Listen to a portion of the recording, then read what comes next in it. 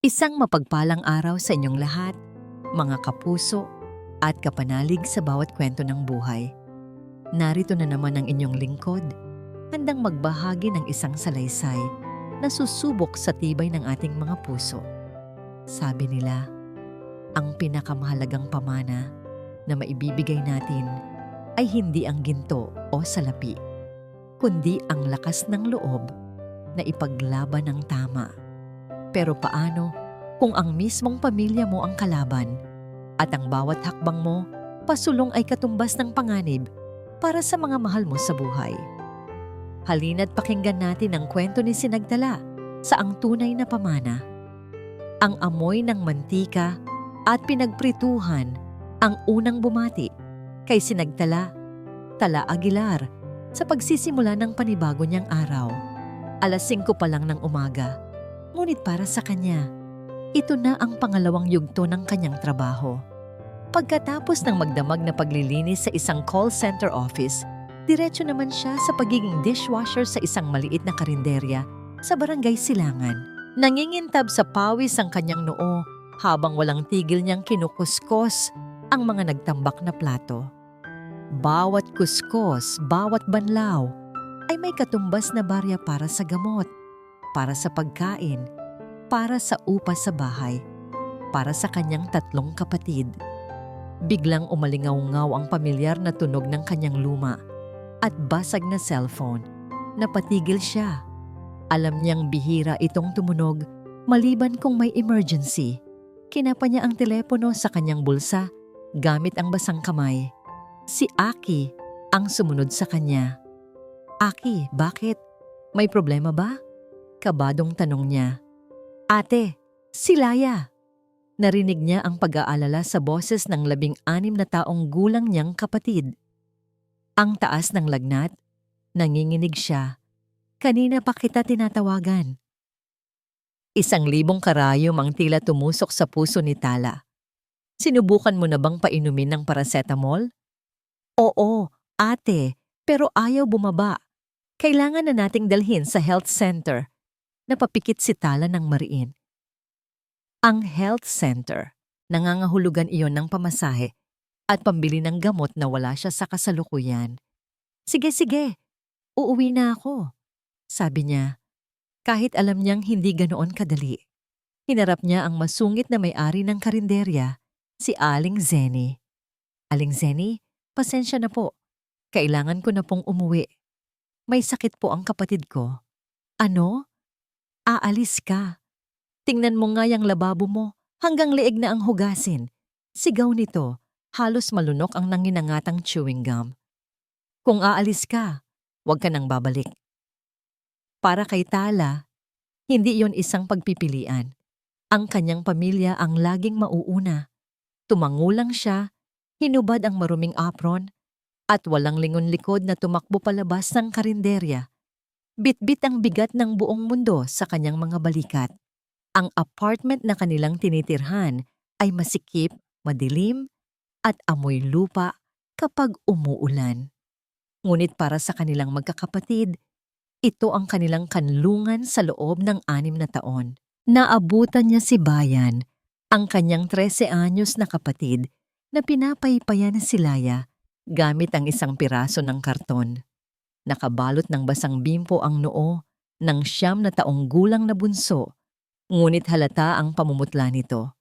Lumuhod si Tala sa tabi ng natutulog na si Laya at idinampi ang likod ng kanyang palad sa noo nito.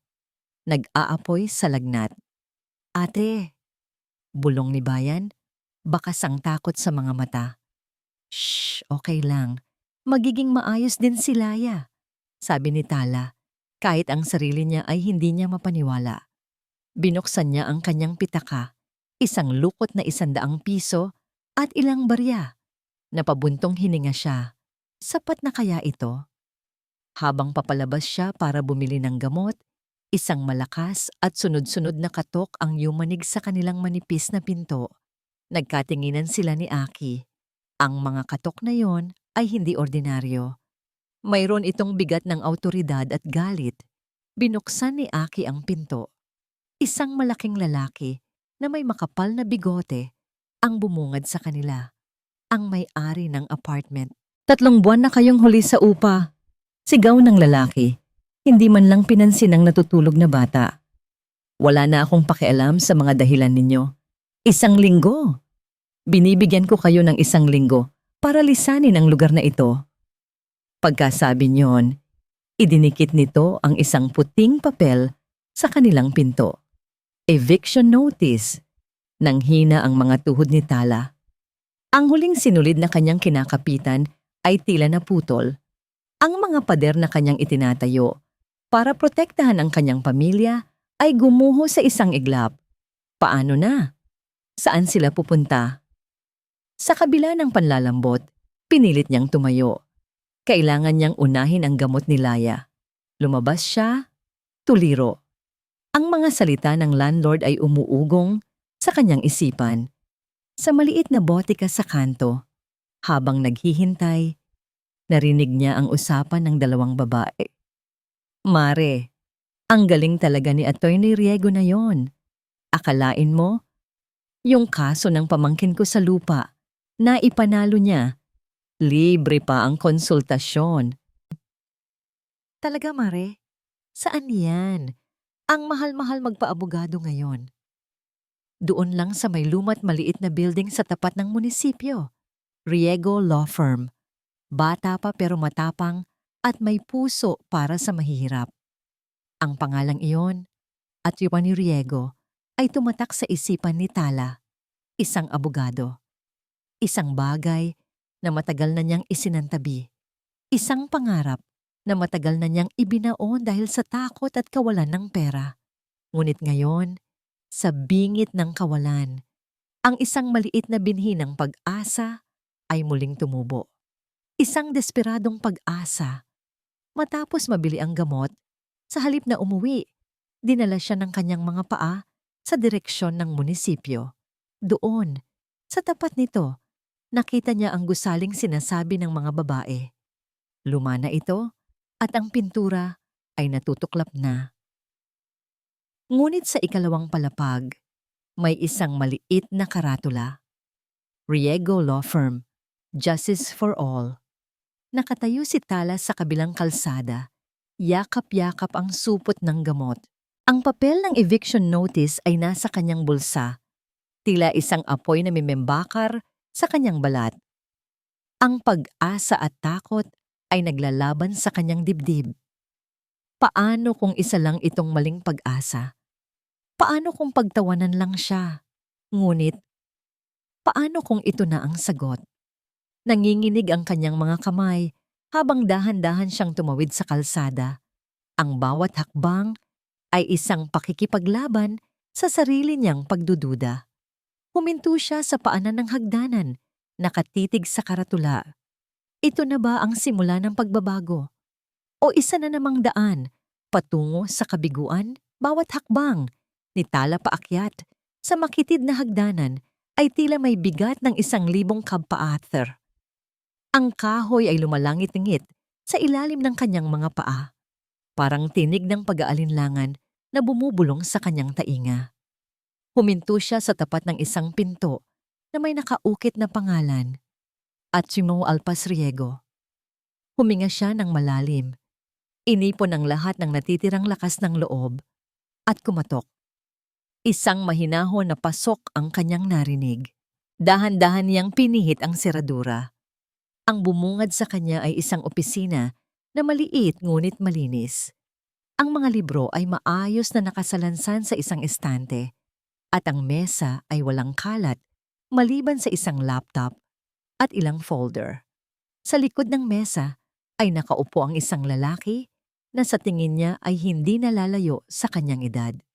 Nakasuot ito ng simpleng long-sleeve polo na nakatupi hanggang siko, at ang mga mata nito ay seryoso ngunit hindi nang huhusga.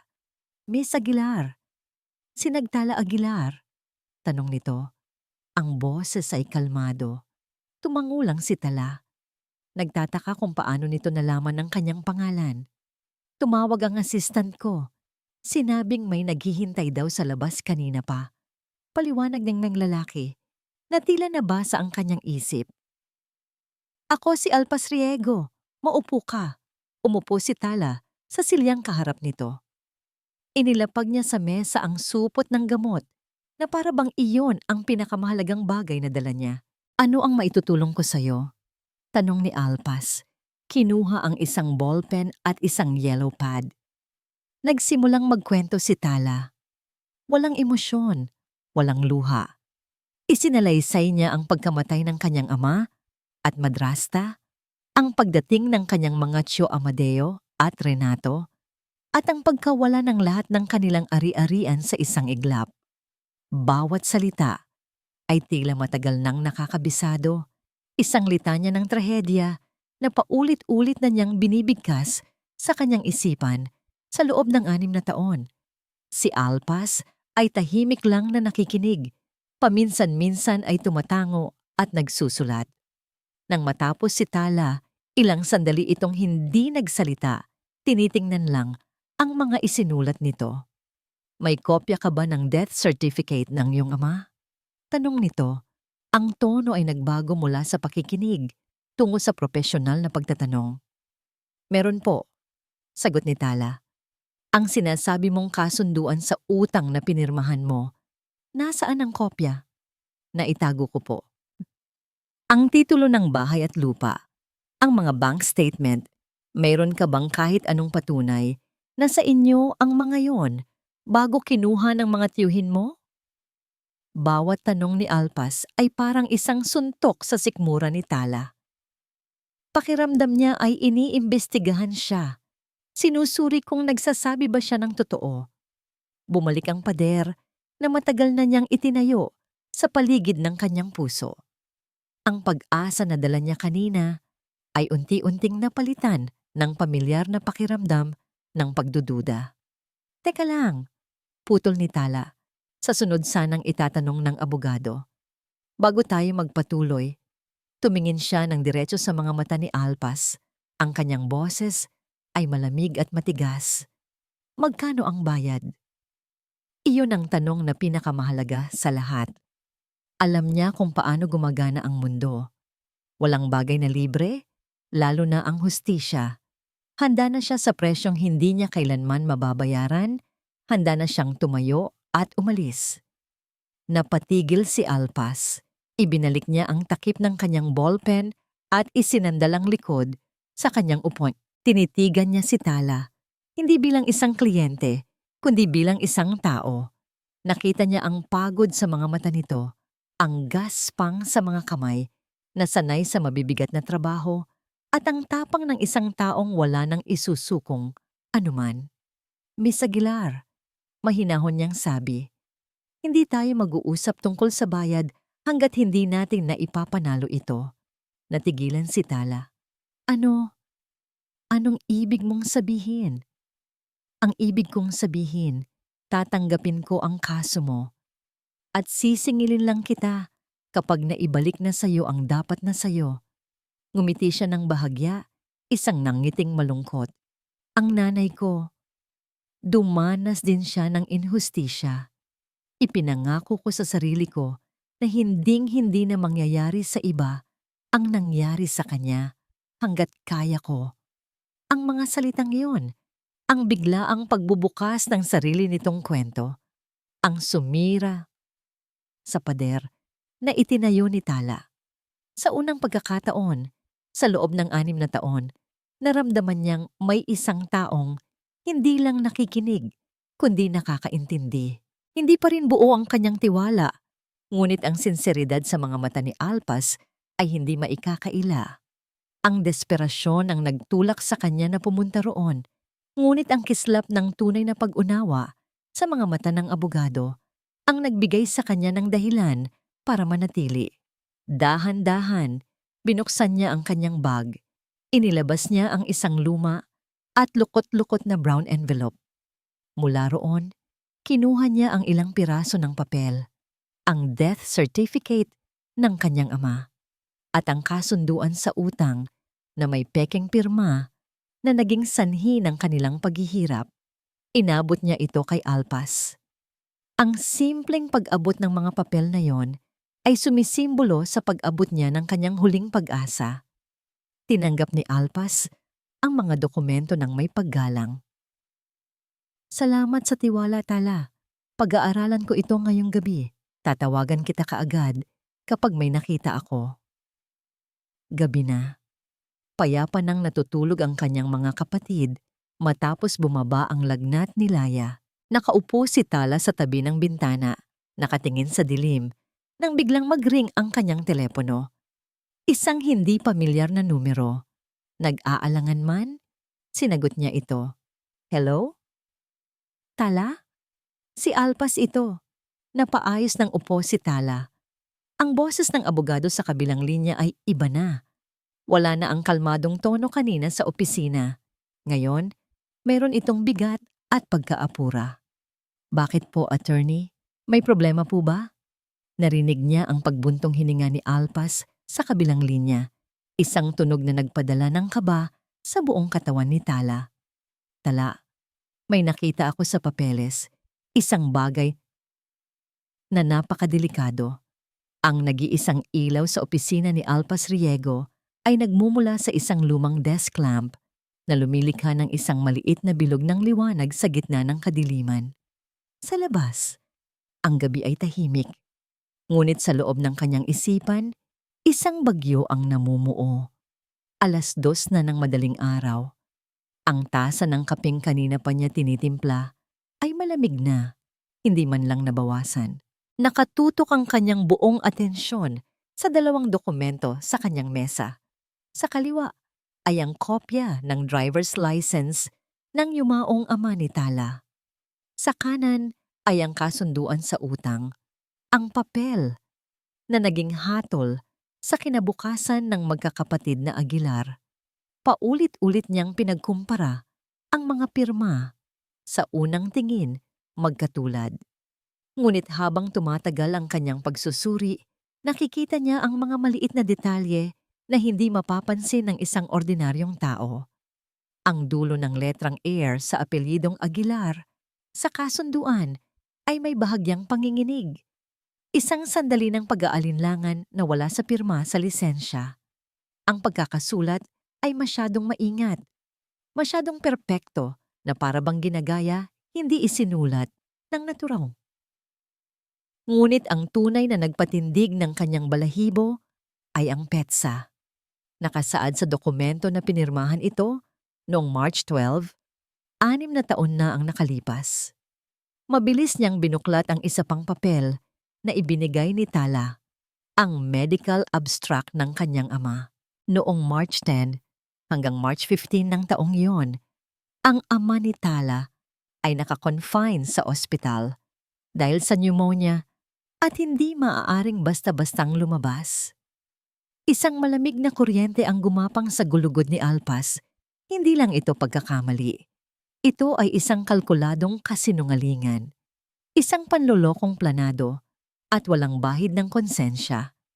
Ang galit ay nagsimulang pumalit sa propesyonal na interes sa kanyang dibdib. Hindi na lamang ito isang kaso para sa kanya. Ito ay naging personal. Kinabukasan, maaga pa lang ay nasa opisina na si Alpas. May determinasyon sa bawat pagtipa niya sa keyboard.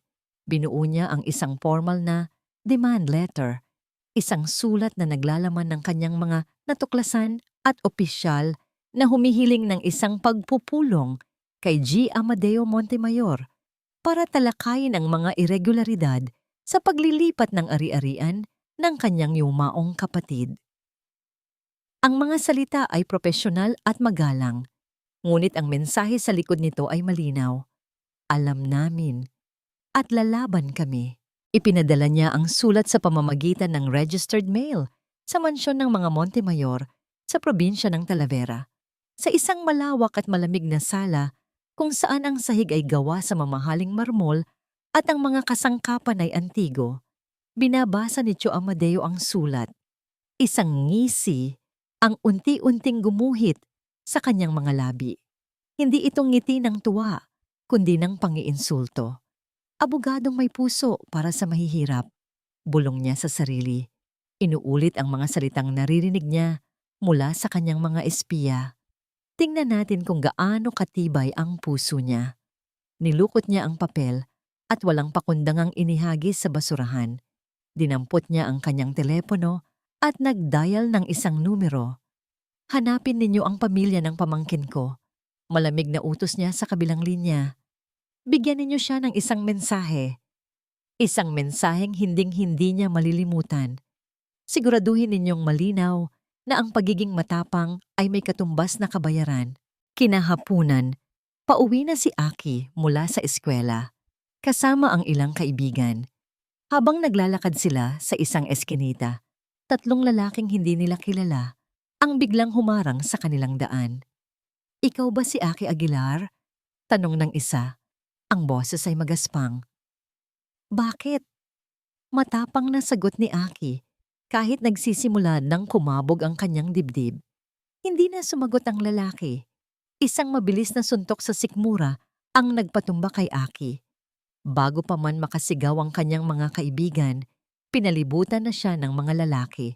Ang mga libro niya ay kumalat sa maruming semento. Ang bawat suntok at sipa ay tila walang katapusan. "Ito'y isang babala," dinig niyang sabi ng isa sa mga lalaki bago sila umalis na parang walang nangyari. "Sabihin mo sa ate mo, huwag siyang mangialam sa hindi niya dapat pakialaman." Nang gabing iyon, bumukas ang pinto ng apartment at pumasok si Aki. Sira ang uniforme, may pasa sa pisngi, at dumudugo ang gilid ng panglabi. Napasinghap si Tala. Napatakbo siya papalapit, kasunod si Bayan na natigilan sa kinatatayuan. "Aki, anong nangyari sa'yo?" sigaw ni Tala. Ang kanyang boses ay nanginginig sa takot at galit. "Wala to, ate," sabi ni Aki. Sinusubukang maging matatag, ngunit ang luha ay namumuuna sa kanyang mga mata. May mga gagong ng bastos lang." Ngunit alam ni Tala na hindi yun totoo. Ang takot sa mga mata ng kanyang kapatid ay nagsasabi ng ibang kwento. Hinawakan niya ang mukha ni Aki. "Sino? Sinong gumawa nito sa'yo?" Umiling si Aki at sa wakas, bumagsak ang kanyang mga luha. "Ate, may sinabi sila. Sinabi nilang, sabihin ko raw sa'yo na, huwag ka nang makialam." Sa sandaling iyon, gumuho ang mundo ni Tala. Ang mga salitang yon ay isang punyal na direktang tumusok sa kanyang puso. Ito na yon, ang babala. Ang kanyang pinakamatinding kinatatakutan ay nagkatotoo. Ang kanyang paghahanap ng hustisya ay naglagay sa buhay ng kanyang mga kapatid sa kapahamakan. Ang determinasyon, ang tapang, ang maliit na pag-asa na kanyang naramdaman kahapon ay biglang naglaho, napalitan ng dalisay na takot. Nanginginig ang buong katawan, dinampot niya ang kanyang telepono at hinanap ang numero ni Alpas Riego. Nang sagutin nito ang tawag, hindi na napigilan ni Tala ang paghikbi. Ang kanyang boses ay basag at puno ng desperasyon. "Attorney? Ayoko na. Itigil na natin to." "Tala, anong nangyari?" Nag-aalalang tanong ni Alpas sa kabilang linya.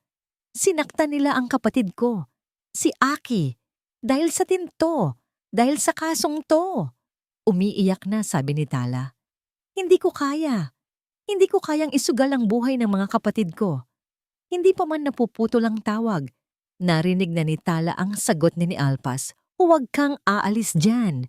Papunta na ako." 20 minuto lang ang lumipas. Isang mabilis na katok ang narinig nila sa pinto. Hindi ito ang marahas na katok ng landlord o ang nakakatakot na presensya ng mga tauhan ni Tio Amadeo. Mahinahon ito, ngunit may pagmamadali. Pagbukas ni Tala ng pinto, bumungad sa kanya si Alpas Riego. Wala ang formalidad ng isang abogado. Ang suot niya ay simpleng t-shirt at maong. Ang kanyang buhok ay bahagyang magulo. At ang kanyang mukha ay puno ng hindi maipintang pag-aalala. Sa isang kamay, may dala siyang isang maliit na paper bag mula sa isang botika. Hindi siya nagsalita. Nilampasan niya si Tala at lumuhod sa tabi ni Aki na nakaupo sa sahig. Hawak ang isang malamig na tuwalya sa kanyang pisngi. "Patingin," mahinang sabi ni Alpas. Nag-aalangang ipinakita ni Aki ang kanyang mga pasa. Maingat na inilabas ni Alpas mula sa paper bag ang isang bote ng antiseptic, bulak at band-aid. Hindi siya nagtanong. Hindi siya nanghusga.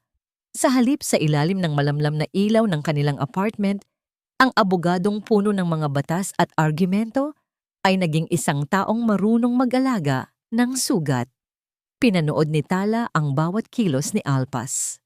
Ang dahan-dahan nitong paglilinis sa sugat ni Aki, ang paraan ng paglalagay nito ng gamot na para bang ayaw nitong makadagdag pa sa sakit.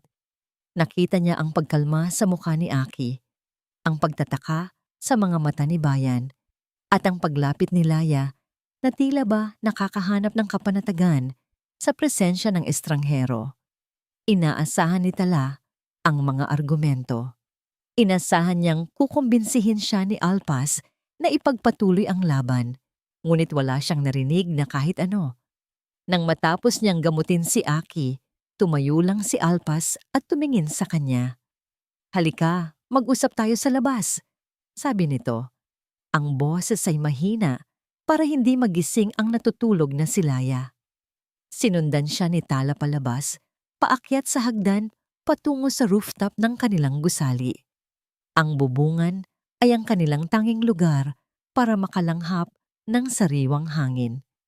Mula roon, tanaw nila ang libu-libong ilaw ng syudad, isang paalala kung gaano sila kaliit sa mundong ito. Sumandal si Tala sa pader, niyakap ang sarili laban sa malamig na hangin ng gabi. "Kung ano man ang desisyon mo, Tala, susundin ko," panimula ni Alpas, nakatingin sa malayo. "Karapatan mong matakot. Karapatan mong protektahan ang iyong pamilya." Nagulat si Tala. Hindi ito ang inaasahan niyang maririnig. "Pero gusto kong malaman mo," pagpapatuloy ni Alpas. Lumingon ito para harapin siya, "na ang pananahimik mo, ang pag-atras mo, iyon mismo ang gusto ni Amadeo na mangyari.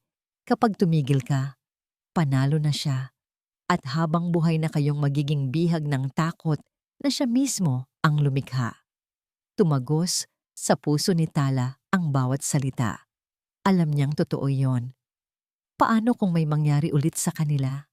Halos pabulong na tanong ni Tala. Ang boses ay basag. "Hindi ko mapapatawad ang sarili ko, Alpas." Lumapit si Alpas. Isang hakbang lang ang layo nila sa isa't isa. "Hindi na mangyayari iyon," sabi niya. Ang kanyang mga mata ay puno ng determinasyon. "Mula ngayon, hindi ka na nag-iisa dito. Kung ipagpapatuloy mo ito, ipinapangako ko sa iyo, gagawin ko ang lahat para siguraduhin ang kaligtasan ninyo. Hindi lang bilang abogado mo, kundi bilang isang kaibigan." Sa ilalim ng liwanag ng buwan, sa gitna ng ingay ng syudad, nakita ni Tala ang isang bagay na higit pa sa isang abogado. Nakita niya ang isang taong may paninindigan, isang taong may puso. Ang init ng kanyang titig ay tila isang kumot na bumalot sa nanlalamig niyang kaluluwa. Sa unang pagkakataon sa loob ng napakatagal na panahon, naramdaman niyang mayroon siyang kakampi. Isang kakaibang kaba ang gumapang sa kanyang dibdib, isang hindi pamilyar na init na dulot ng pag-asa, at isang bagay pa na hindi niya pa kayang pangalanan. Tumango siya, dahan-dahan. "Sige," sabi niya, "mas matatag na ngayon. Lalaban tayo." Isang maliit na ngiti ang sumilay sa labi ni Alpas. "Good. Kung ganoon, kailangan natin ng bagong plano. Hindi na natin sila sasalakayin ng harapan. Kailangan nating halongkatin ang nakaraan. Simulan natin sa sinasabi nilang utang." Nag-isip si Tala. Pilit na hinahalongkat ang mga alaala. May naalala ako. Minsan nabanggit ni Papa ang isang lumang kasino sa probinsya ng Talavera. Sabi niya, doon daw siya nagligtas sa isang kaibigan mula sa tiyak na kapahamakan. Hindi niya sinabi kung sino, pero iyon lang ang naaalala ko na may kinalaman sa malaking pera. Ang mga mata ni Alpas ay biglang nagningning. Kinuha niya ang kanyang telepono at mabilis na nag-type. "Kasino sa Talavera. lumang balita. Pinanood ni Tala ang pag-scroll ni Alpas sa kanyang telepono. Pagkatapos ng ilang sandali, huminto ito. Tala, tingnan mo to. Inilapit ni Alpas ang telepono. Isang luma at malabong artikulo mula sa isang lokal na online na pahayagan ang nakita nila. Ang headline, "Malaking skandal sa pagsusugal, sumabog sa kilalang kasino." Ang artikulo ay tungkol sa isang malaking utang na naging sanhi ng gulo. Ngunit hindi iyon ang nakakuha ng kanilang pansin, kundi ang litratong kasama nito. Isang lumang litrato ng mga taong nagkakagulo sa labas ng kasino at sa likuran, bahagyang malabo ngunit hindi maipagkakaila ay ang mas batang mukha ng isang demonyo na kilalang kilala niya, si Amadeo Montemayor. Ang biyahe papuntang probinsya ng Talavera ay tahimik. Nakaupo si Tala sa pampasaherong van katabi si Alpas. Ang atensyon niya ay nasa labas ng bintana, ngunit ang isip ay lumilipad. Ang malabong litrato sa telepono ni Alpas ang naging tanglaw nila sa kadiliman. Isang konkretong patunay na ang pundasyon ng kanilang paghihirap ay itinayo sa ibabaw ng isang malaking kasinungalingan. Hindi na nila kailangang hanapin ang kasino. Ito'y isa na lamang guho, isang abandonadong istruktura na kinain na ng panahon. Ang kanilang pag-asa ay nakasalalay sa paghahanap ng isang taong nakakaalala.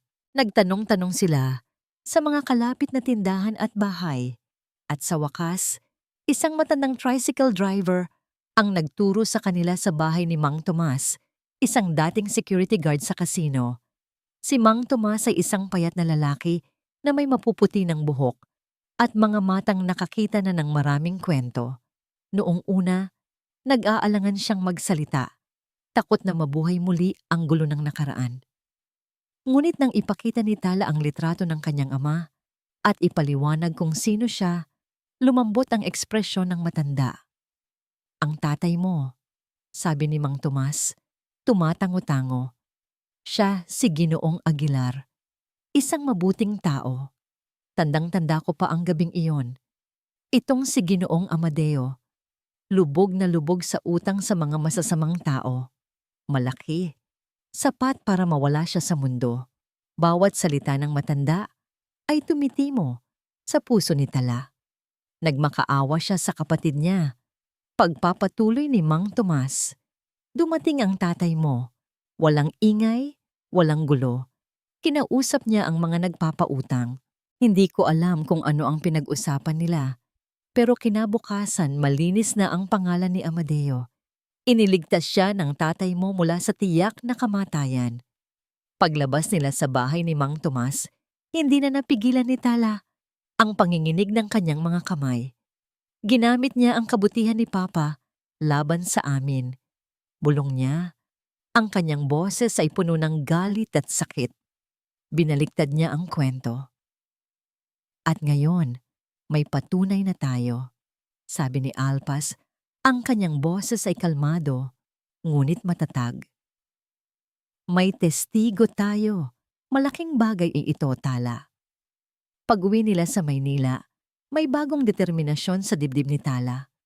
Kung ang isang kasinungalingan ay nagawa nilang matuklasan, ano pa kayang mga sekreto ang nakatago? Kinagabihan, habang mahimbing na ang tulog ng kanyang mga kapatid, umupo siya sa sahig ng kanilang sala. Inilabas niya ang isang maliit at maalikabok na kahon na gawa sa kahoy, ang tanging naiwan sa kanya ng kanyang ama. Ito ang kanyang treasure box, naglalaman ng mga mumunting alaala. Ang unang sulat niya para kay Papa, isang sirang relo, mga lumang litrato. Hinawakan niya ang bawat isang bagay, umaasang may makikita siyang kahit anong magbibigay linaw.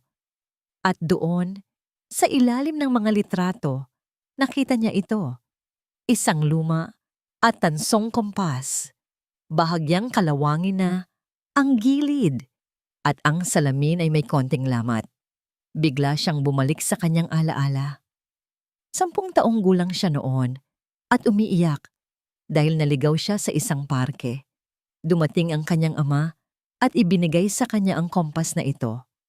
"Anak," sabi nito habang pinupunasan ang kanyang mga luha, "kapag nawawala ka, ito ang magtuturo sa iyo ng tamang direksyon."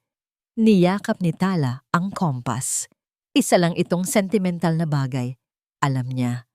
Ngunit sa mga sandaling iyon ang pinakamalapit na bagay sa kanyang ama. "Ate, anong ginagawa mo?" Napalingon siya. Si Laya, ang kanyang bunso, ay nakatayo sa may pintuan. Kinukusot ang kanyang mga mata. "Wala, bunso. Hindi lang ako makatulog," sagot ni Tala. Ngumiti. Lumapit si Laya at umupo sa tabi niya. "Ano yan, ate?" tanong nito. Itinuturo ang kompas. "Regalo to ni Papa sa akin." Ipinakita niya kung paano gumagalaw ang karayom. Natuwa si Laya. Kinuha niya ito mula sa kamay ni Tala para paglaruan. Ngunit sa kanyang pagkabata at antok, nadulas ito sa kanyang maliliit na kamay. Bumagsak ang kompas sa sementadong sahig. Klang! Isang tunog ng nababasag na metal at salamin ang umalingaw-ngaw sa katahimikan ng gabi. "Laya!" sigaw ni Tala, hindi dahil sa galit, kundi sa gulat at panghihinayang. Napaiyak si Laya. "Sorry ate, hindi ko sinasadya." Agad na niyakap ni Tala ang kapatid. "Shh, okay lang bunso. Aksidente lang yon." Ngunit sa loob-loob niya, parang may kung anong nadurog din sa kanyang puso. Pinulot niya ang mga piraso ng sirang kompas. Ang takip na tanso ay bahagyang nayupi at humiwalay sa katawan nito. Ngunit nang hahawakan na niya ito para itapon, may napansin siyang kakaiba. Sa ilalim ng takip, may isang manipis na piraso ng papel na nagsisilbing lapatan. At sa ilalim ng papel na yon, sa mismong metal, may mga maliliit at halos hindi na mababasa na ukit. Kinabahan siya. Kinuha niya ang kanyang telepono at ginamit ang flashlight nito. Pinunasan niya ang alikabok. Hindi siya makapaniwala sa kanyang nakikita. Hindi ito mga salita. Ito ay isang serye ng mga numero at letra. BSA 73186, isang malakas na katok sa pinto, ang biglang pumutol sa kanyang pag-iisip. Halos mapatalon siya sa gulat. Sino naman ang kakatok ng ganitong oras ng gabi? Nagkatinginan sila ni Aki na nagising sa ingay. Dahan-dahang lumapit si Tala sa pinto. Ang puso niya ay kumakabog ng malakas. "Sino yan?" Isang pamilyar na boses ang sumagot, ngunit ito'y nanginginig at puno ng takot. "Tala, ako to. Si Tio Renato mo." Nagimbal si Tala. Anong ginagawa ng isa sa mga taong sumira sa buhay nila sa tapat ng kanilang pinto? "Tala, parang awa mo na. Buksan mo ang pinto." Pagmamakaawa ng boses sa labas. "Kailangan nating mag-usap. Panganib ang buhay ninyo." Nakatayo si Alpa sa loob ng masikip na apartment ng mga Aguilar. Ang hangin ay mabigat sa tensyon. Sa pagitan niya at ni Tala ay ang nanginginig na si Tio Renato, isang figura ng awa at takot. Ang unang instinct ni Alpas bilang abogado ay ang magduda. Ngunit ang unang instinct niya bilang tao ay ang maawa. Pinaupo nila si Renato sa nag-iisang upuang kahoy. Tumanggi ito sa alok na tubig ni Tala. Ang mga mata nito ay patuloy na gumagalaw, sumusuulyap sa bintana na para bang may hinihintay na panganib. "Hindi ko na kaya, Tala." Simula ni Renato, ang boses ay nanginginig at basag. "Ang kuya." Nagiging halimaw na siya. Nalaman niyang nagpunta kayo sa probinsya. Alam niyang may nalaman kayo tungkol sa kasino. Nagkatinginan si Alpas at Tala. Ang bilis kumalat ng balita. "Natatakot ako." Pagpapatuloy ni Renato, ang mga luha ay nagsimula ng mamuo sa gilid ng kanyang mga mata. May masama siyang binabalak, isang bagay na mas malala pa sa ginawa niya sa kapatid mo. "Naririnig ko ang mga usapan niya sa telepono." Sabi niya, kailangan na silang patahimikin ng tuluyan. Isang malamig na takot ang gumapang sa puso ni Tala. Ngunit si Alpas, habang nakakaramdam ng pag-aalala para sa kaligtasan nila, ay nakatuon sa pagkakataon. Ginoong Montemayor, sabi niya sa formal na tono, kung handa kayong tumestigo, malaki ang maitutulong ninyo para matapos na ito. Umiling si Renato ng mabilis. Hindi! Papatayin niya ako. Papatayin niya ang pamilya ko. Hindi ninyo kilala si Amadeo. Kung ganoon, bakit kayo nandito? Tanong ni Alpas. Ang kanyang boses ay may bahid ng pagsubok. Dumukot si Renato sa loob ng kanyang jacket. Isang makapal na brown envelope ang kanyang inilabas. Ang kanyang mga kamay ay nanginginig ng husto. Hindi ako makakatestigo, sabi niya. Pero hindi ko rin kayang dalhin sa konsensya ko ang gagawin niya sa inyo. Ito. Inilapag niya ang envelope sa maliit na mesa. Laman niya ng mga kopya ng bank records, mga patunay na ang perang ginamit pambayad sa utang ni Amadeo ay galing sa isang account na nakapangalan sa tatay ninyo. Patunay na hindi utang ang nangyari, kundi pagnanakaw.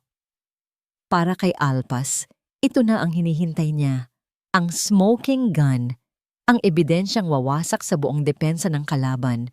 Ang pag-asa ay biglang sumiklab sa kanyang dibdib. Sa wakas, isang malinaw na daan patungo sa hustisya. Salamat, sabi ni Alpas. Ang kanyang boses ay puno ng sinseridad. Dinampot niya ang envelope at sa sandaling iyon, tila gumuho ang mundo. Isang malakas na kalabog ang yumanig sa kanilang pinto, sinundan ng isang sigaw. Mga pulis, buksan ninyo ito! Bago pa man sila makagalaw, bumukas ang pinto at 5 lalaking nakasibilyan ang pumasok. Ang isa ay may hawak na kamera at isang nakakasilaw na flash ang sumabog sa loob ng kwarto. Click! Flash! Huli kayo! Sigaw ng leader ng grupo, itinuturo ang envelope sa kamay ni Alpas. Attempted bribery and evidence tampering. Natigilan si Alpas. Ang kanyang isip ay biglang nagproseso ng lahat. Ang biglaang pagdating ni Renato. Ang kanyang pag-iyak. Ang perpektong tiyempo ng pag-abot ng ebidensya. Ang mga pulis na naghihintay sa labas. Isang patibong. Isang perpektong patibong. Napatingin siya kay Renato. Ang takot sa mukha nito ay nawala na, napalitan ng isang malamig at walang emosyong pagtanggap sa kanyang papel. Isa lamang siyang pain. Anong ibig sabihin nito? Nanginginig na tanong ni Tala. Ang kanyang mga mata ay nagpapalipat-lipat mula kay Alpas patungo sa kanyang tiyuhin. Nakatanggap kami ng impormasyon na itong abogado, sabi ng pulis, hinawakan si Alpas sa braso, ay sinusubukang suhulan si G. Renato Montemayor para gumawa ng pekeng testimonya laban sa sarili nitong kapatid. Hindi totoo yan! Sigaw ni Alpas, sinusubukang kumawala. Frame up ito! Ngunit wala nang nakikinig. Ang flash ng kamera ay patuloy na kumikislap. Bawat isa ay tila isang pako na ipinupukol sa kanyang reputasyon. Ang pinakamasakit sa lahat ay hindi ang paghuli sa kanya, kundi ang ekspresyon sa mukha ni Tala. Nakita niya ang pagkalito nito na naging pagdududa, at pagkatapos, ang pagdududa ay naging isang pamilyar na sakit. Ang sakit ng pagtataksil. Ang mga mata nitong nagsimula ng magtiwala ay muling nagsara, nababalutan ng pader ng kawalan ng pag-asa. Sa paningin ni Tala, si Alpas ay naging katulad din ng lahat, isang taong nangako ngunit nabigo. Si Tio Amadeo, mula sa kalayuan, ay tumatanggap ng tawag. Magaling, sabi niya sa kabilang linya. Ngayon, ihanda mo na ang kasong isasampa natin. Libel, blackmail, extortion. Wasakin natin hindi lang ang lisensya niya, kundi pati ang buong pagkatao niya. Habang iginigiya si Alpas palabas ng apartment, ang tanging nagawa niya ay lumingon at maghanap ng mga mata ni Tala sa gitna ng kaguluhan. Puno ng desperasyon ang kanyang boses Nang isigaw niya ang mga salitang, alam niyang baka hindi na nito pakinggan. Tala, huwag kang maniwala sa kanila. Patibong ito. Ang mga salita ni Alpas, patibong ito, ay umalingaw-ngaw sa isipan ni Tala. Ngunit nalunod ito sa ingay ng kanyang sariling pagkabigo. Para siyang pinagsakluban ng langit at lupa. Sa loob ng 6 na taon, sinubukan niyang maging matatag na maging ilaw sa kanyang mga kapatid. Ngunit ngayon, ang ilaw na yon ay tuluyan ng namatay. Kinabukasan, lumaganap ang balita na parang apoy sa kagubatan. Hindi lamang sa barangay Silangan, kundi maging sa mga lokal na pahayagan at online news. Si Attorney Alpas Riego, ang abogadong may puso, ay inakusahan ng bribery at obstruction of justice. Ang kanyang maliit na tanggapan ay biglang isinara, nilagyan ng police tape. Ang kaba na dati umaalpas lamang ay ngayon ay isang malalim na hukay na humihigop sa kanya. Ate, totoo ba yung sabi-sabi? Tanong ni Aki. Ang kanyang boses ay nanginginig habang binabasa ang isang headline sa lumang dyaryo na napulot niya na niloloko lang tayo ni attorney. Hindi makasagot si Tala. Ang tingin ng kanyang mga kapatid ay nagpaparamdam sa kanya ng matinding sakit at pagkamuhi sa sarili. Siya ang nagdesisyon, siya ang nagtiwala, at siya ang nagdala sa kanila sa bingit ng mas malalim na kapahamakan. Hindi ko alam, Aki. Mahina niyang sagot.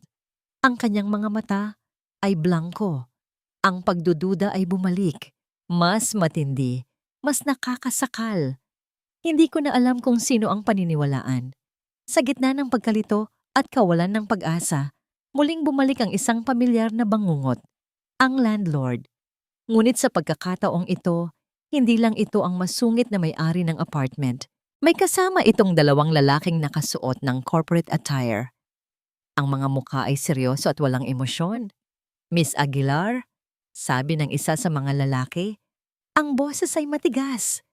Kami po ang legal representative ng isang kumpanya na bumili na po ng buong lupaing ito. Kailangan na po ninyong lumisan. Agad-agad. Nagulantang si Tala. Pero binigyan ninyo po kami ng 1 linggo. Ang usapan po ay sa dating may-ari. Sagot ng lalaki. Walang pahiwatig ng simpatya. Sa ngayon, kami na po ang nagmamay-ari.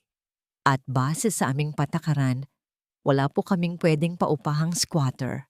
Ang huling salita ay tila isang latigo na humagupit sa mukha ni Tala. Hindi kami squatter, sigaw ni Tala. Ang galit ay nagsimulang pumalit sa takot. May patunay ba kayo? Paghamon ng isa pang lalaki. Oh, tama. Wala pala. Dahil kinuha na ng Tio Amadeo Montemayor ang lahat sa inyo. Hindi ba? Isang nakakapanindig balahibong realization ang dumating kay Tala. Hindi ito basta bagong may-ari. Ito ay gawa ni Tio Amadeo. Sinisigurado nitong wala na silang babalikan. Wala nang matitirahan. Ang balita tungkol kay Alpas ay ginamit niya para mapabilis ang lahat. Ginawa niya ang pinakamadilim niyang bangungot na maging katotohanan. Mangyari po lamang na lumabas na kayo, sabi ng lalaki. Kumaway sa isang grupo ng security guards na nakatayo na sa labas.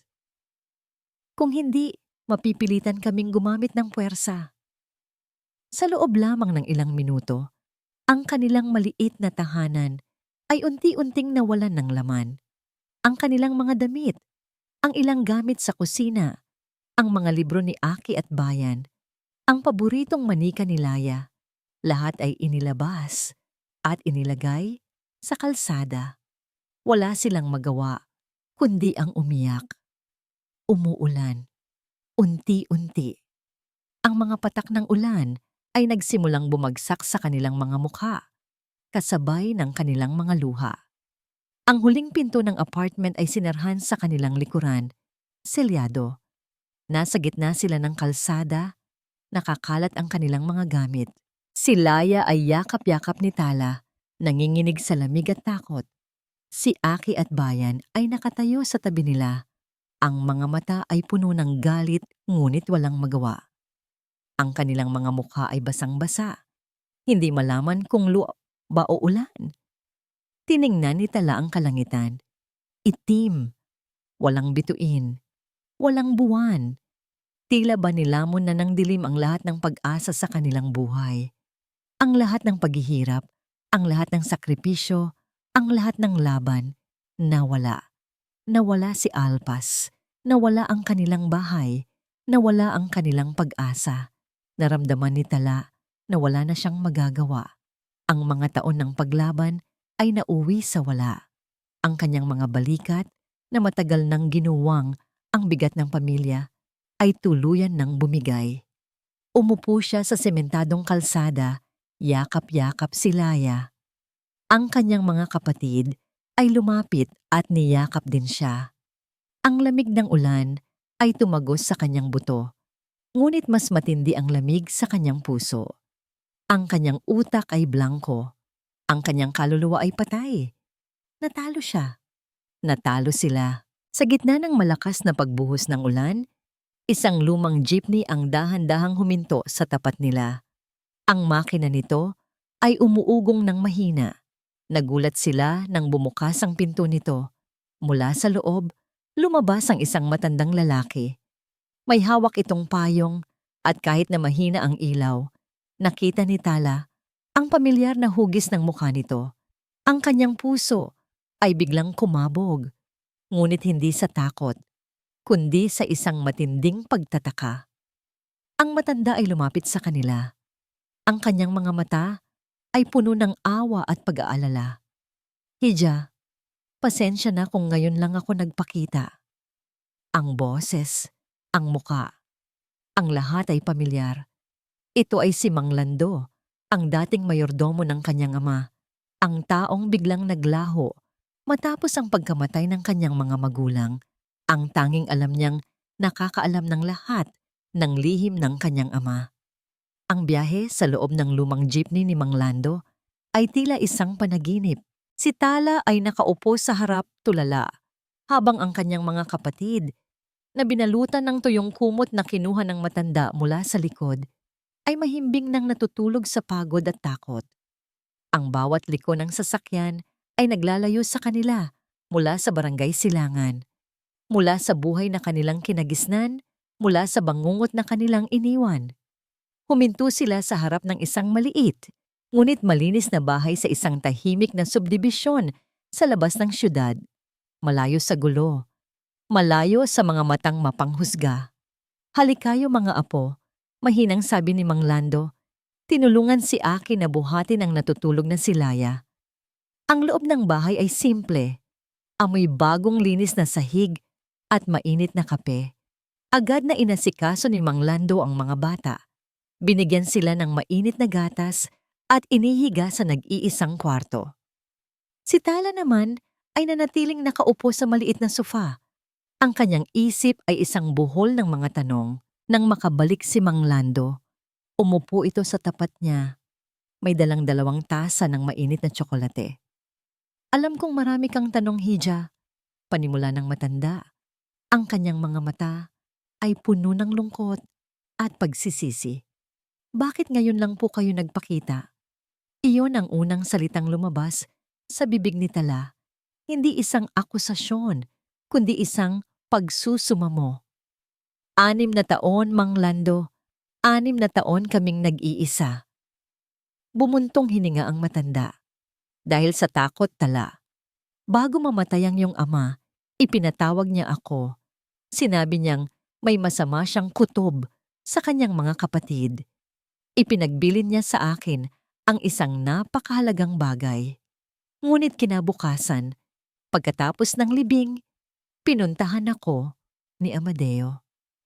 Ang pagbanggit sa pangalan ng kanyang tiyuhin ay nagpadala ng kaba sa dibdib ni Tala. Tinakot niya ako, Hija. Sinabi niyang kung hindi ako lalayo at mananahimik, madadamay ang pamilya ko, ang mga apo ko. Nakita ko ang galit sa mga mata niya. Alam kong hindi siya nagbibiro. Kaya umalis ako. Itinago ko ang pamilya ko. Ngunit bago ako umalis, Ipinangako ko sa iyong ama na babantayan ko kayo mula sa malayo. At nasa tamang panahon, kapag handa ka na, lalabas ako para ibigay ang huling alas na iniwan niya para sa inyo. Ang mga luha ay muling dumaloy sa mga pisngi ni Tala. Ngunit sa pagkakataong ito, hindi dahil sa sakit, kundi sa pagkaunawa. Ang kompas. Bigla niyang naalala. Kinuha niya mula sa kanyang bulsa ang sirang kompas at ipinakita ang mga numerong nakaukit dito. Ito po ba?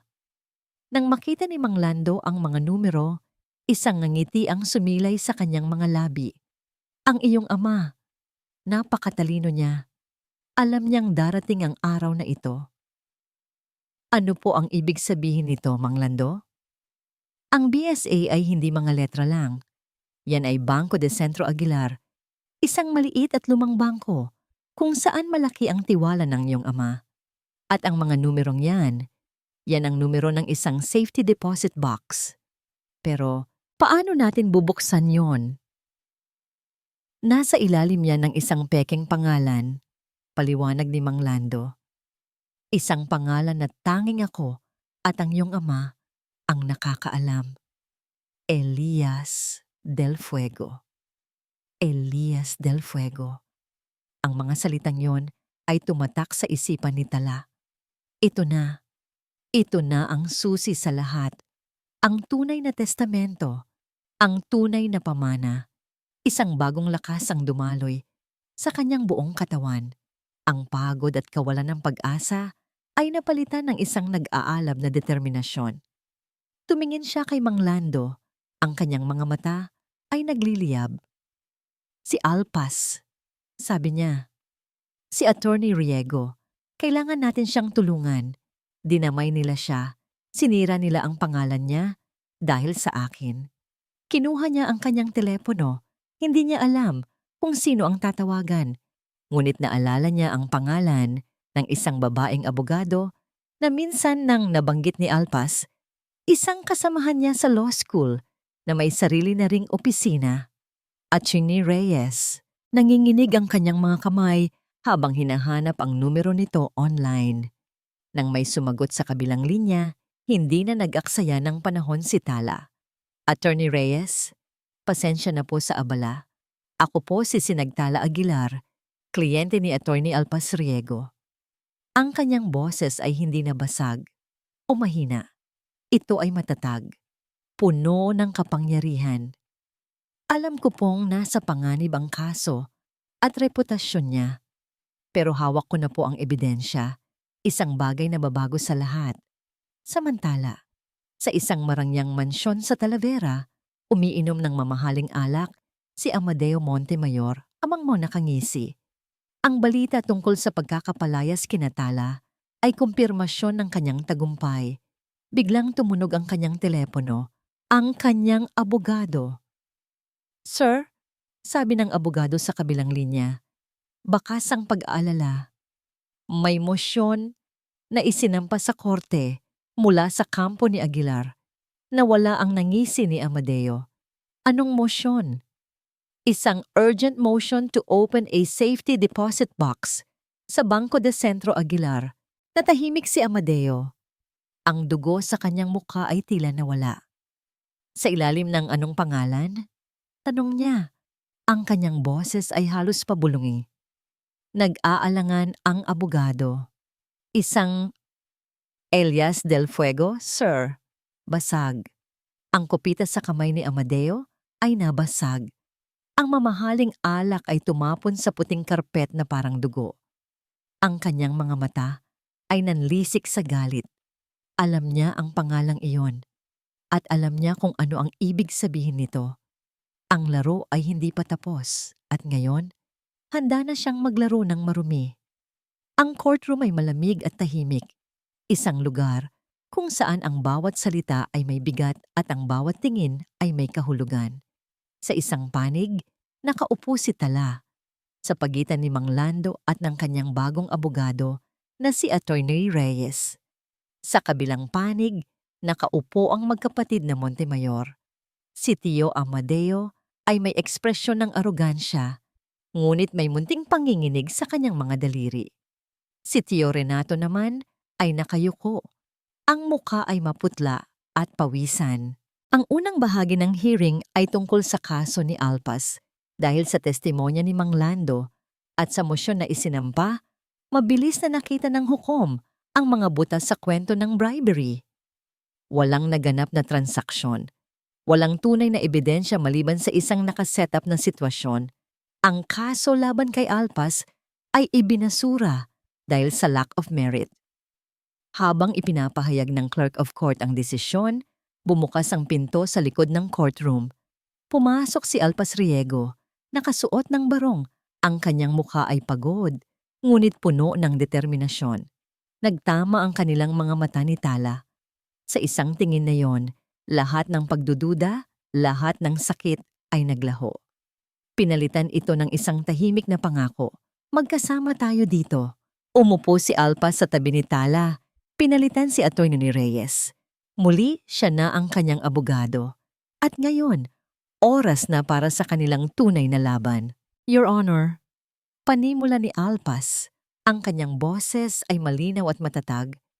Ipinapatawag po namin ang kinatawan ng Bangko de Centro Aguilar upang buksan ang Safety Deposit Box Number 731986 sa ilalim ng pangalang Elias Del Fuego bilang ebidensya sa usapin ng yumaong si G. Antonio Aguilar. Nagprotesta ang abogado ni Amadeo, ngunit ibinasura ito ng hukom. Ang tensyon sa silid ay halos mahahawakan habang ang isang matandang babaeng kinatawan ng bangko ay lumalapit dala ang isang metal na kahon. Kailangan ng 2 susi para mabuksan ito, isa mula sa bangko at isa mula sa may-ari. Ang susing iyon ay ibinigay ni Mang Lando kay Alpas. Click, click. Ang tunog ng pagbukas ng kahon ay umaling-awngaw sa katahimikan. Dahan-dahang itinaas ni Alpas ang takip. Sa loob, maayos na nakatupi, ay isang makapal na dokumento. Your Honor, sabi ni Alpas, kinuha ang papel. Ito po ang huling habilin at testamento ni G. Antonio Aguilar. Nilagdaan at notaryado. 1 linggo bago siya pumanaw. Sinimulan niyang basahin ang nilalaman. Malinaw na nakasaad doon na ang lahat ng kanyang ari-arian. Ang bahay, ang lupa, at ang lahat ng pera sa bangko ay ipinapamana niya sa kanyang panganay na anak, si Sinagtala Aguilar, upang pangalagaan ito para sa kinabukasan ng kanyang mga kapatid. Isang malakas na objection ang narinig mula sa abogado ni Amadeo. Ngunit huli na ang lahat. At hindi lang po yan ang laman ng kahon, Your Honor. Pagpapatuloy ni Alpas, dumukot siyang muli at inilabas ang isang manipis na piraso ng stationery paper, isang liham, isinulat ng kamay. Ito po ay isang sulat para kay G. Renato Montemayor. Napatingin ang lahat kay Tio Renato. Bigla itong namutla na parang papel. Nagsimula siyang manginig ng hindi mapigilan. Nais niyo po bang basahin ko ito ng malakas, Your Honor? Tanong ni Alpas. Tumango ang hukom. Huminga ng malalim si Alpas. Mahal kong kapatid, Renato. Panimula niya, ang boses ni Antonio Aguilar ay tila nabuhay sa kanyang mga salita. Kung binabasa mo ito, ibig sabihin ay nangyari na ang aking kinatatakutan. Alam ko ang mga plano ng Kuya Amadeo. Alam ko ang kanyang inggit at galit. Ngunit ikaw, Renato, ikaw ay iba. Nakikita ko pa rin sa iyo ang kabutihan. Huwag mong hayaang lamunin ka ng kanyang kasakiman. Ang pamilya, ang pinakamahalagang pamana. Kapatid ko, huwag mo sanang hayaang sirain ito ng pera. Mahalin mo ang aking mga anak. Ituwid mo ang mali. Ito lang ang huling hiling ko. Habang binabasa ni Alpas ang sulat, ang bawat salita ay tila isang martilyo na pumupukpok sa konsensya ni Renato. Ang kanyang pagtitiis ay umabot na sa hangganan. Ang mga taon ng pagkakasala, ang takot, ang pagsisisi, lahat ay sumabog. Tama na, sigaw niya. Tumayo mula sa kanyang upuan. Ang kanyang mga mata ay puno ng luha. Tama na! Lahat ay napatingin sa kanya. Maging si Amadeo ay nagulat. Kasalanan ko ang lahat. Di umiiyak na sigaw ni Renato. Itinuturo ang kanyang kapatid. Pinilit niya ako. Pinilit niya akong pumirma sa mga pekeng dokumento. Pinilit niya akong manahimik. Siya ang nagplano ng lahat. Ang pagnanakaw, ang pananakot, ang pag-frame up kay attorney. Lahat. Manahimik ka, Renato.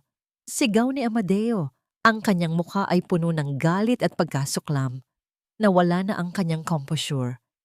Sa harap ng hukuman, sa harap ng lahat, ipinakita niya ang kanyang tunay na kulay, isang desperadong halimaw na nasukol. Ang pagsisigawan at pag-amin ni Renato ay sapat na. Ang huling pako sa kabaong ng kasinungalingan ni Amadeo ay naipukpok na. Ang hustisya, pagkatapos ng 6 na taon, ay sa wakas ay dumating na. Ibinaba ng hukom ang kanyang martilyo. Order in the court! Habang dinadampot ng mga pulis si Amadeo Montemayor, ang kanyang mga mata ay puno ng apoy. Hindi siya nakatingin sa hukom o sa mga pulis. Nakatingin siya ng diretso kay Tala. Hindi pa tayo tapos sa sinagtala. Sigaw niya habang kinakaladkad palabas. Tandaan mo yan, hindi pa tayo tapos. Ngunit para kay Tala, tapos na. Ang bigat sa kanyang dibdib sa loob ng 6 na taon ay sa wakas ay nawala na.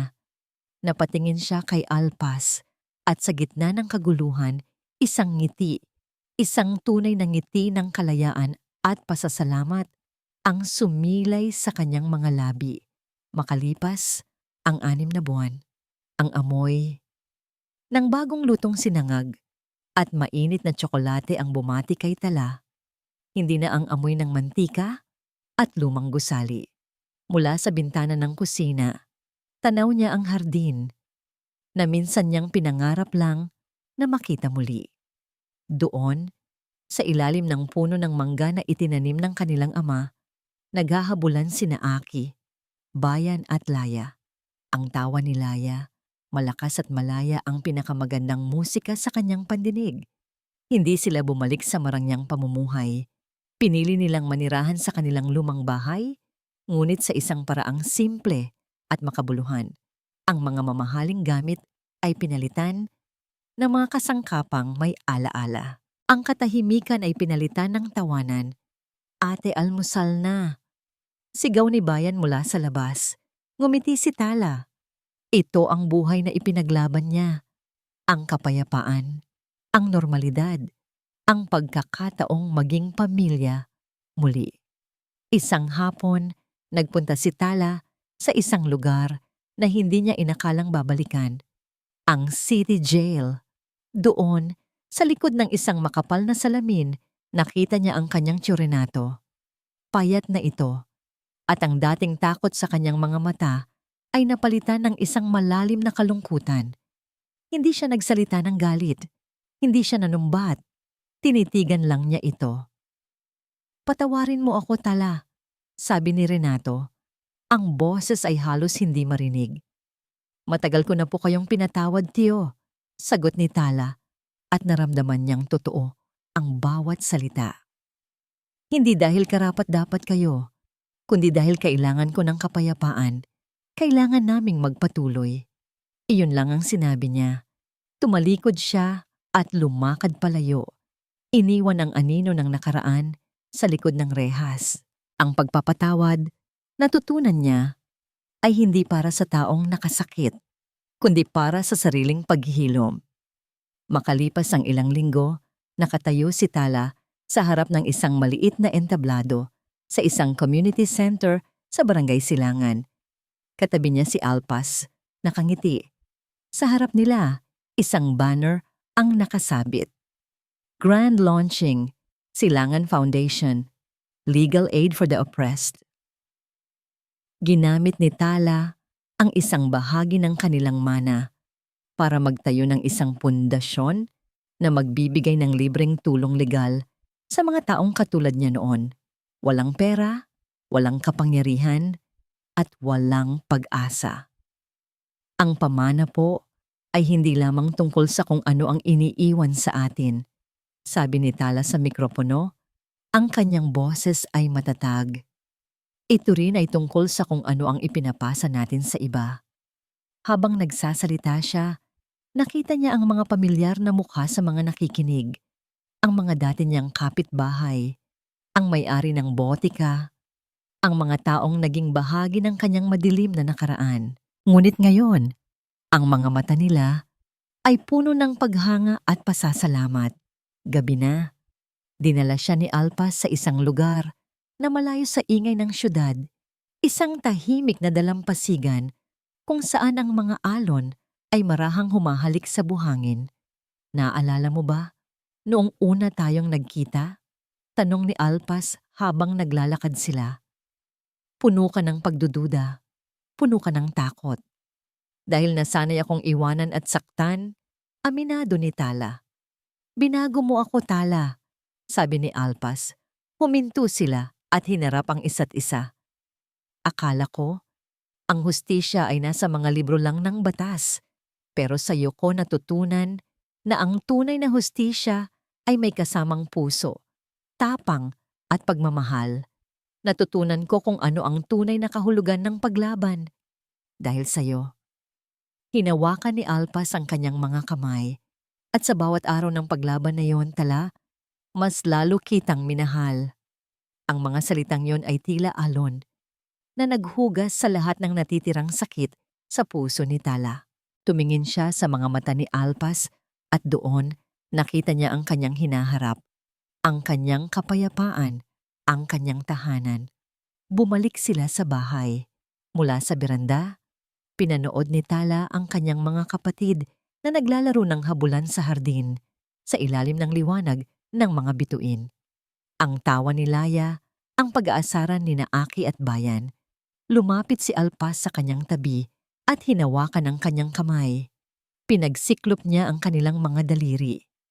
Sa sandaling iyon, sa gitna ng katahimikan at kaligayahan, naintindihan ni Tala ang lahat. Ang tunay na pamana na iniwan ng kanyang ama ay hindi ang bahay, hindi ang lupa, at hindi ang pera. Ang tunay na pamana ay ang lakas na nakatago sa pagmamahalan ng kanilang pamilya, ang tapang na ipaglaban ng tama, at ang pag-asang laging may liwanag kahit sa pinakamadilim na gabi. At ngayon, mayroon na siyang sariling pamana na itatayo, kasama ang lalaking nasa kanyang tabi at ang pamilyang kanyang iniligtas. At dito po nagtatapos ang kwento ni Sinagtala at ng kanyang paglalakbay sa paghahanap ng katarungan at pagtuklas sa tunay na kahulugan ng isang pamana. Ang salaysay na ito ay nagpapaalala sa atin na ang pinakamahalagang yaman sa mundo ay hindi nasusukat ng pera. Ito ay nasa tibay ng pagsasama ng isang pamilya, sa tapang na manindigan para sa katotohanan, at sa pag-asang kayang lagpasan ang kahit anong dilim basta't may pag-ibig na gumagabay. Ang pagpapatawad ay hindi para sa iba, kundi para sa sarili nating kapayapaan. Maraming salamat po sa inyong walang sawang pagsubaybay mula sa simula hanggang sa wakas. Ang inyong pakikinig ang nagbibigay buhay sa aming mga kwento. Nais po naming marinig ang inyong saloobin. Anong bahagi ng kwento ang pinakatumatak sa inyo? At anong uri ng mga kwento pa ang nais ninyong marinig sa mga susunod nating pagsasama? Mangyari po lamang na i-comment sa ibaba. Hindi dito nagtatapos ang ating paglalakbay. Marami pa pong kwentong kasing ganda at mas puno ng aral dito sa aming channel. Kung nagustuhan nyo ang kwentong ito, i-like, i-share sa pamilya at mga kaibigan at mag-subscribe na rin para lagi kayong updated sa mga susunod pa naming kwento. I-click nyo ang notification bell para kayo ang unang makarinig kapag may bago kaming upload. Pagpalain po kayo ng Panginoon, kayo at ang inyong buong pamilya. Hanggang sa muli. Kilig bawat sandali.